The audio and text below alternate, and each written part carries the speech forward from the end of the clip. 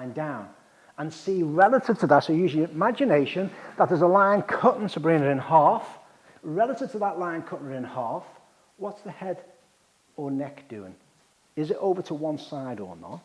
Now, linked to that is the shoulders raised? Is one shoulder higher than the other one? Now, everything seems okay there. Just an observation, seems a little bit more definition here. It's technically not a postural assessment, it's just something you observe. So it's a bit more defined, a bit more, it's fired up a bit more. Could be one way of phrasing that. Could just mean that she's more developed there. But it certainly looks a bit more hypertrophic there. Now, from the back, it looks a little bit raised relative to the right one. Now, what you'll tend to find sometimes on postural assessment, we might spin Sabrina around in a minute and it might be obvious. From one angle, you're looking at the same thing, but from the front or back, it can look massively different. It's weird. Don't ask me why. So to me, it's not a lot in it, I'll be honest, but just notice that. Can you see that? That there looks a little bit bigger than that. Not a lot, fractionally, marginal. Okay, so we looked at the head, what the head and neck's doing. We're looking at what the shoulders are doing. Now, think in terms of Pilates and anatomy now. Let's say, can I just put your left ear to your left? Let's say you found that. You'd be looking at what muscles can pull the head into that position. Now, it's a combination of, don't always think of the obvious one. The obvious one could be tight muscles this side. Upper trapezius, you know your anatomy. That's why we bang on about anatomy. Scalenes maybe on the left side. Possibly levator scapula. Probably more likely upper fibers of the trapezius, because they're the ones that pull the head over there. You've got erect the spinal group one that attaches to the mastoid process. Possibly. But more likely one is that. Now, it can be a combination of, is it a case of, if it was that extreme, it's probably straightforward. It's probably a case of this being too tight, and because it's too tight, it's going to pull it. Everyone happy with that concept, yeah? It can also be a combination of a weakness on this side. Maybe they're just not, I'll use the expression man enough, woman enough to keep the head erect. So you've always got that combination. The obvious answer is you're tighter on this side, and it's going to pull the head out of position. It could be a combination of, yeah, it is tighter that, it is stronger, tighter that side, but is it also a case of this is a little bit weaker than this should be? Does that make sense? Yeah? So you possibly be looking at what exercises could I do to stretch and lengthen this a little bit, and maybe to strengthen this a little bit, to try and get the head neutral. Everyone happy with that? That's the type of thing you're looking for when you're doing your postural assessments. What could be causing it? How could I try and fix, inverted commas, fix that? Okay. So I've looked at the head and neck, looked at the shoulders. I tend to look at the spine now. This is just how I do it. You'll have your own system when you do lower to them. I just tend to run my fingers down. It's, the least clothes on, the better this works with, I'll be honest with you. Usually I do this I'll be honest, when they're lying down.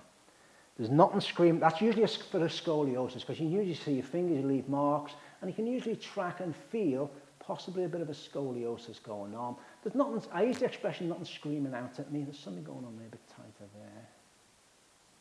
There's something going on there, I can't really figure it out. There's nothing obvious there. But remember, this is only a level 3 course, so don't start going into... Yep.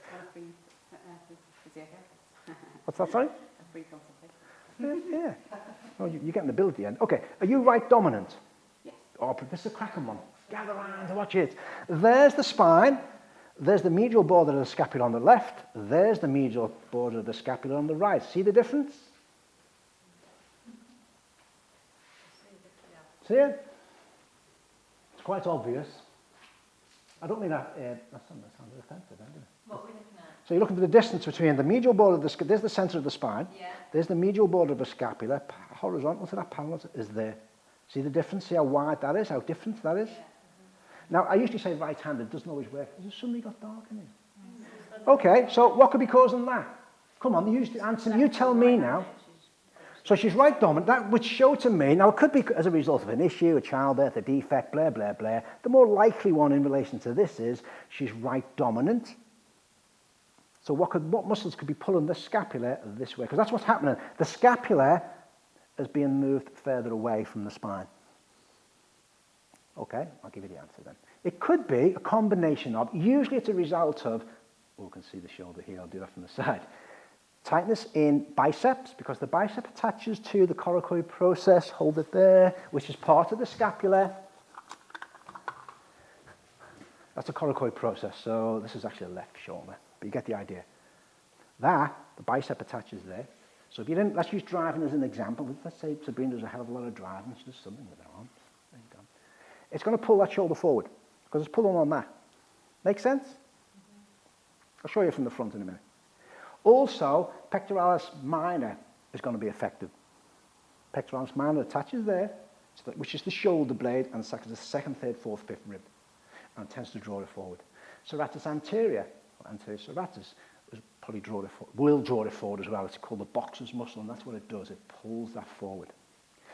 In combination with, these are being pulled, because you spend the time like that, rhomboids in particular, mid-fibers of the trapezius are going to be in a lengthened position. Does that make sense? Yeah? So you'd be looking at now, okay, how could we, assuming we want to correct it, remember professional arrogance, assuming we wanted to correct that, you need to be thinking of, well, what can we do? We need to open up the chest, we need to stretch the bicep, we need to stretch the chest in general, because the pec major is going to be involved as well, but put it in the pec minor. So you'll be opening up the chest, stretching off anterior deltoid is going to play a part as well, but that's for something else that I can see. In relation to this, it's mainly stretch off the bicep, stretch off the chest, and then work on strengthen mid-fibers of the traps and the rhomboids. Why? Because their job is to do badump and bring it back. That's their job. Especially, well, rhomboids and mid-fibers of the traps. Bring their shoulders back. Everyone okay with that? Okay. So you're looking at that. So I'm looking at any obvious deviation. Obviously I can't see that much because it's hidden, but it doesn't look anything too much going on. Sometimes it's really obvious on people. Okay, so what I look at now personally, I will look at, are your shoulders relaxed as you can? I don't take too much heed into this, but I do look at which way the arms are oriented. So, are they that way? Are they more that way, or that way? Think rotator cuff now, or the rotator cuff shoulder muscles.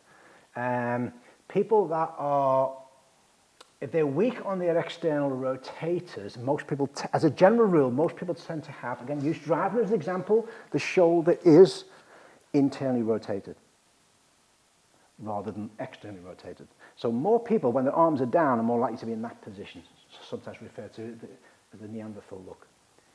Yeah? So they're lengthened, they're short and tight on the internal rotators, they're long, weak on the external rotators. So it's just something to observe in the hands, especially if they don't know you're looking at that, which way the hands are. Yeah? Most people tend to be that way. You want to be something theoretically sort of like neutral-ish. And the other one to look for is it the same the left as the right? Yeah? Just something to observe, that's all. Everyone okay with that? You need to know your anatomy on the shoulder. We've got a video on the rotator cuff ones and just shoulder anatomy in general. Which muscles do that? Which muscles do that? So you'd be looking, let's say for argument's sake, let's just say Sabrina's to the back. Are you warm enough, by the way? Because your hands look blue. Yeah. Okay. Cold hands, warm heart. What other rubbish that is. So anyway, so you'd be looking at what muscles do that. Again, you're looking at the same muscles that do that as well, by the way, because that will draw, you draw the shoulder forward, the arm follows as well. Does that make sense? But you're looking at more rotator cuff muscles. I'll leave you to study that, teres major, teres minor, all the rest of it, latissimus, infraspinatus, supraspinatus. But you'd be looking at, okay, so what muscles do I need to work on? Maybe dumb waiters. Maybe she needs to do dumb waiters. Dumb waiters work at external rotators, because to help cure that, you want to work the external rotators. Dumb waiters, Cleopatras, anything where you're working the arms outwards. That's why I favour, sometimes just doing the palms up will help.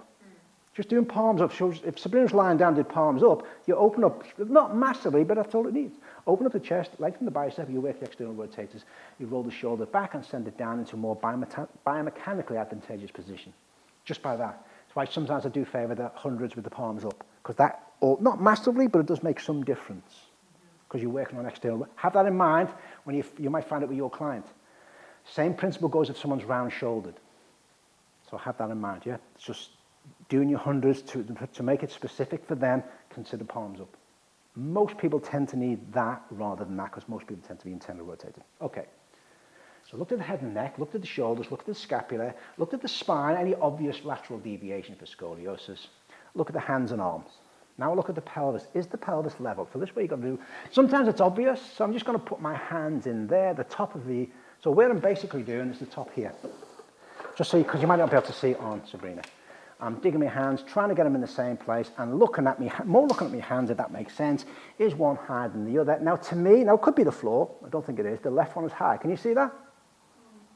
Can anyone not? That the left ilium, relative to the right, seems to be higher.